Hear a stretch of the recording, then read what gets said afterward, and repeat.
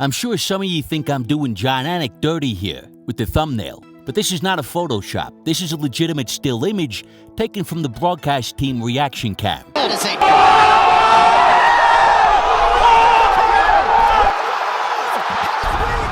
During McGregor's rise, his aura and the cult of personality that surrounded him was a legitimate force to be reckoned with. Poirier spoke about getting swept up in the whole thing.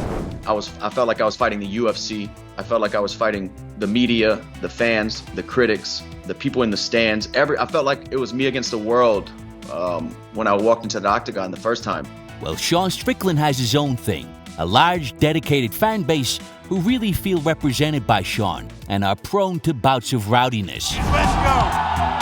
Let's go! There's an electricity to his press conferences. Social media is a buzz. His fight week has a certain weight. I don't want to take anything away from what Strickland did in the cage, but it did seem he resonated with the Aussies in a way that kind of threw Izzy, who was getting booed in his own backyard. When you argue with a fool, those who are watching can't tell who's who. Oh, there we go. Hey, you know what? While the whole build-up was like a surprising celebration of Strickland, and that really seemed to energize Sean. Because not only do I represent America, but I represent you guys. Let's fucking go! Let's fucking go! You also had that whole thing about people questioning what Izzy's relationship was with his dog, which appeared in certain videos to go beyond strictly platonic. People really criticize Israel for that, but what they don't know is that Israel's dog identified as a human. So, the video was unusual. There's no denying that. Anyway, I'm not suggesting Izzy was beaten. He's faced more intimidating guys, but I think he was a little wobbled by the whole thing. Even in the 5th round, when everybody knew he needed a knockout to win the fight, there was no sense of urgency to try to finish the fight. So I don't know if he's hurt. Only Israel knows what's going on. The first thing he mentioned after the fight, after losing his belt, was about his dog. It was fucking strange. He was like talking. I think he was mad that I made from his dog. I'm not even joking. Is that what it was? He was mad that I made from his dog. I'm like, what the fuck is going on here, man? Like, Izzy, I'm sorry I made fun of your dog. I'm sure he's a great fella. I think it was this dog that's passed away that's tattooed on his neck. Oh, is that what it is? He said in an interview he was going to go John Wick on him. So it was certainly in his head. That dog's ghost was chasing cars through Israel's mind. Now we've seen John Anik stumble inadvertently into the same fanatical shredder, and he was immediately hinting at retiring. I don't know how much time I have left in this MMA space. So it seems two guys found the whole Sean Strickland whirlwind very uncomfortable to deal with. It seems he is bringing an extra psychological element in fights. So I think you really have to give Dricus some credit here. Even if you feel he lost, you have to appreciate the ease with which he navigated the whole thing. While I don't think he was facing a fraction of the hate Israel got, he must have been getting a lot more shit than Anik. You have to get a lot louder than that, yeah! Let's go, let's go! Now, Dricus didn't have a potential interspecies romance to untangle. As far as we know, Dricus has only ever been intimate with other humans, but he is running around kissing other men on the lips, so he did have plenty in that juvenile vein for Sean and his fans to attack. I can't find it now, but I know Dricus did a video showing the essential equipment he always carries in his gym bag. All the usual stuff. Mouth guard, check. Gloves, check. Lipstick, leather pants, and a ball gag. Check, check, check. Nah, I'm just kidding. But I will say, if you're gonna be running around all over the fucking place kissing men on the lips and whatnot, you gotta have the confidence to back it up. Which, to his credit, Dricus certainly has. You're talking about me kissing other dudes? I have more photos. Jeez, you think I care? Kissing my coach, kissing my dad, kissing my brothers. So what? I don't care. I love those people. That's my family. Sean Strickland probably sleeps with his butt cheeks clenched so tight he shits diamonds. Just in case any men try to get the jump on him while he's catching some Z's. So Dricus' whole attitude towards kissing other men probably almost gave him a fucking stroke. I'm completely comfortable with my sexuality. Have you seen my girl? I have seen his girlfriend, and I can confirm she is quite attractive. My guy. Yeah. So Dricus was not at all daunted by the tone of the build-up. He even confidently made accommodations for Sean. Like in the initial press conference, Dricus approached Sean with respect, and Sean initially reciprocated. I was completely respectful towards Sean Strickland that whole press conference, and you can go watch it back and you'll see. You know, Sean Strickland is a fighter. I mean, the guy came out short notice, beat one of the best to ever do it in middleweight. Deserves all the respect that he's getting, and I think he's a tremendous fighter. And we're gonna have one heck of a fight come 20th January. Hey, that is damn fucking true from this man. And he's always down to die, bro. It's gonna be a war. Even when he threw a couple of jabs, I just let it slide. The only thing, Dricus, just don't let your coach grab your dick no more. We ain't about this shit, guys. It's gonna throw me off. I'm gonna be fighting. I'm gonna look over. They're gonna be making out and shit. I can't handle this shit. Let's just have a nice, clean fight. No dick grabbing. Well, I mean, it's probably not the worst advice in the world. And then he tried to bully me, and I wasn't going to let that slide. And that's what he did. When he saw he couldn't get the crowd behind him like he usually does, because we were respectful towards each other, he tried to be disrespectful. And I showed him what it feels like if you get some of your own medicine. So when Dricus mentions Sean's father, internally, he's going through the same transition Jim Carrey's character went through in Me, Myself, and Irene. Bro, you think your dad beat the shit out of you? Your dad doesn't have shit on me. I'm gonna show you what it's like to beat you. Every childhood memory you have. Every single one. The one where you lie in bed at night, where your dad comes in. I will take your fucking soul. You understand me, you fucking pussy? During that presser at the end, he was genuinely triggered. And obviously at the event where he jumped over chairs.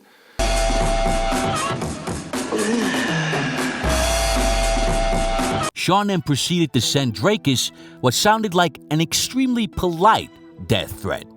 I opened my phone and I saw a DM from Sean Strickland. Something along the lines of, I'm sorry what I said about your coach. If there's anything that's crossing the line for you, I'll apologize. I'll even take back what I said. I'll remove post. But if I bring up the thing with his childhood again, he said, I'll kill you and ruin your life and mine way before we step into the cage. Something like that. That's exactly his words. Hi Dricus, how are you? I really hope you're well. I thought it would be discourteous not to inform you that should you mention my childhood again, I will unfortunately have no choice but to murder you in a very public setting and spend the rest of my life rotting behind bars. Your friend, Sean Strickland. I don't know, guys. That's pretty intense, right? I think that is, I don't know the legislation around here, but that seems like Team Strickland needs to step in and check their boy. I thought Dricus handled that whole thing very impressively. He didn't get up in his ego and puff his chest out. He simply said, okay, fine, I won't mention it again. I'm like, okay, so this poor guy, this seems pretty serious. I feel bad for him, but I won't say anything about your child again. Cool. It really seemed he just wanted to sidestep whatever unpredictable demons are riding their dirt bikes through Sean Strickland's subconscious. I'm not here to do that. I'm here to be the middleweight champion of the world. My focus is on fighting and not making jokes, getting the crowds to laugh. And, no, that's not why I'm here. Right now, the battle needs to be won is the one coming Saturday night, and that's where my mind's at. Being ready mentally, physically, and being in the best shape of my life. But it wasn't like he was backing down. If anything, it exuded confidence. He didn't ask for any accommodations from Sean in return. His attitude was that Sean could say whatever he wanted, which made it absolutely clear he was not at all rattled by anything. I just replied and said, listen, there's nothing you can say that has any effect on me.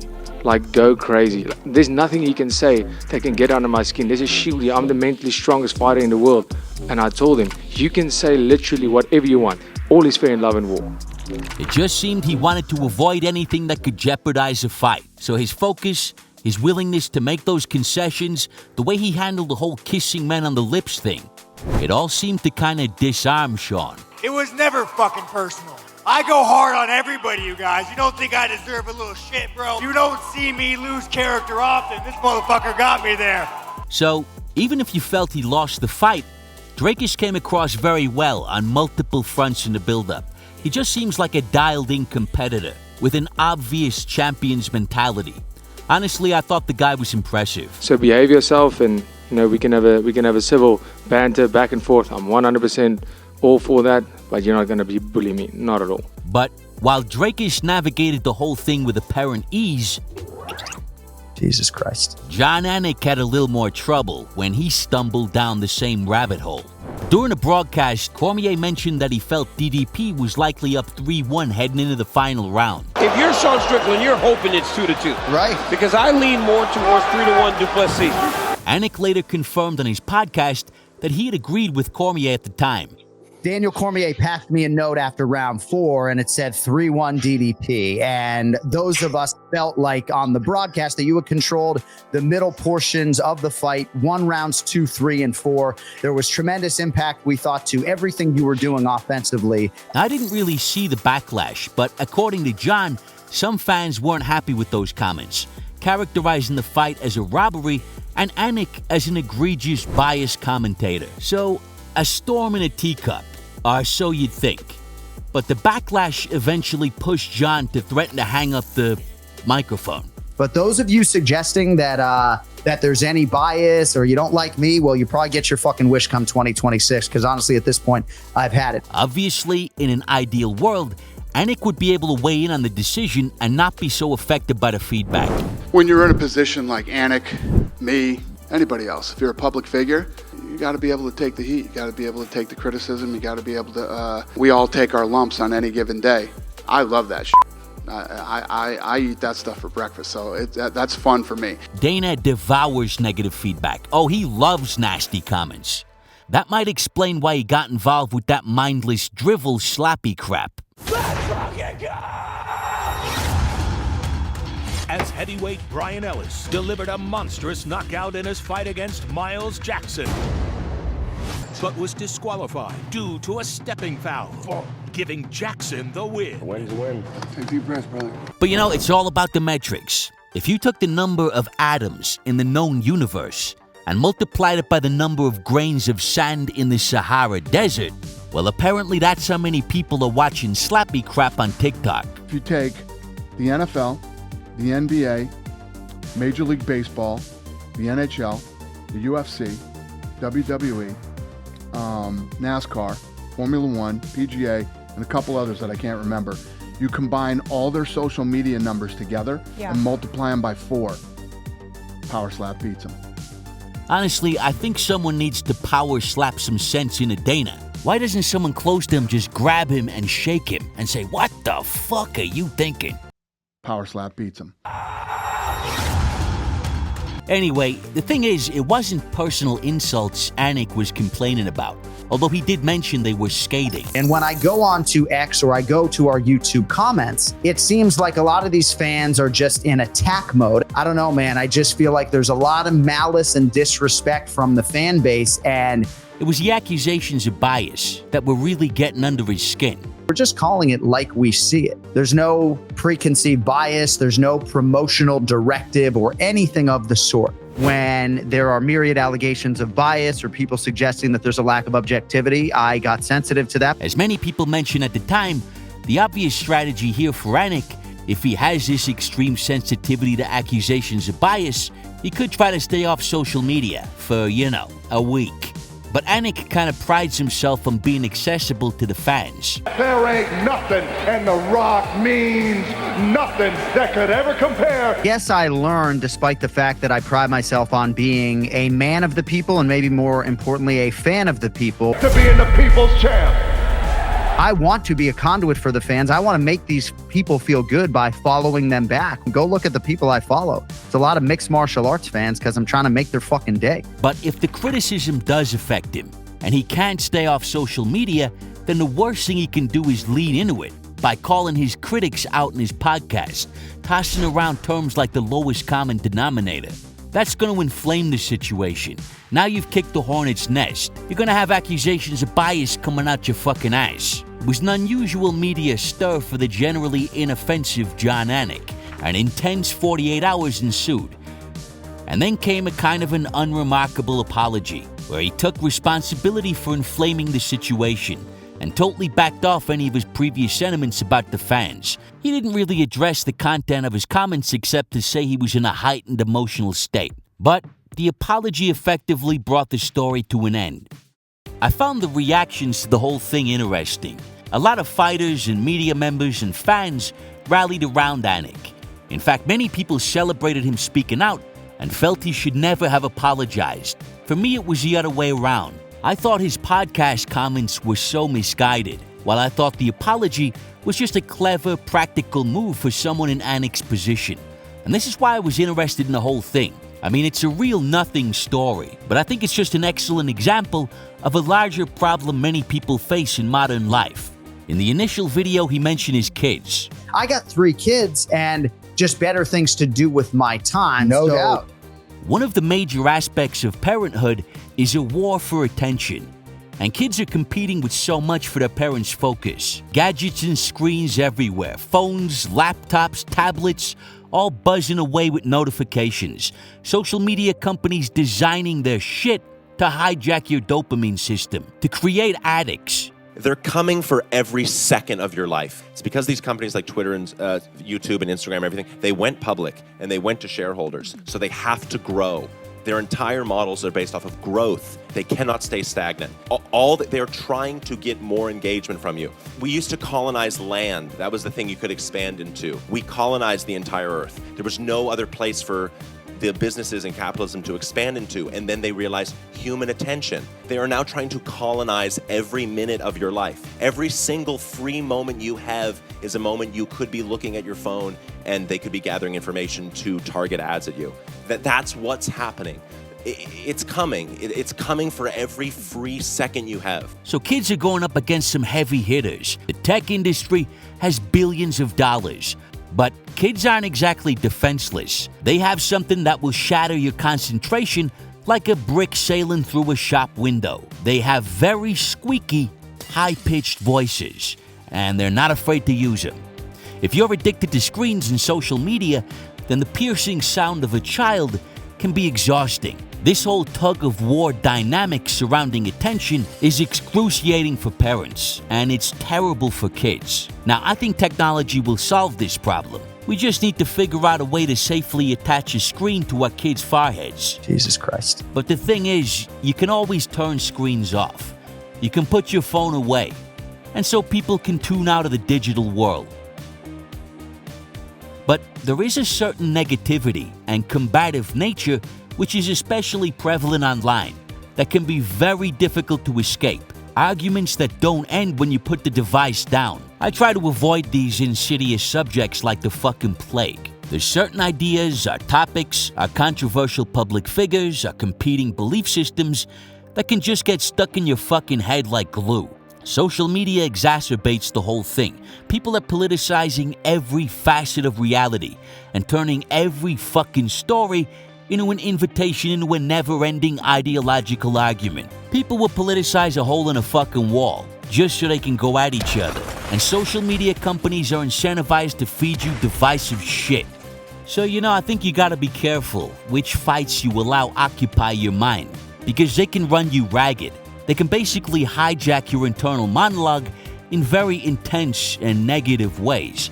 Argumentative, combative thought patterns can take over, which are a lot more pernicious than a simple pain in the ass, especially, as John Anik mentioned, if, for example, you have kids. It's very hard to be Atticus Finch if you're stuck doing 12 angry rounds inside your fucking skull, and you're irritable with anyone trying to pull you out of that fight.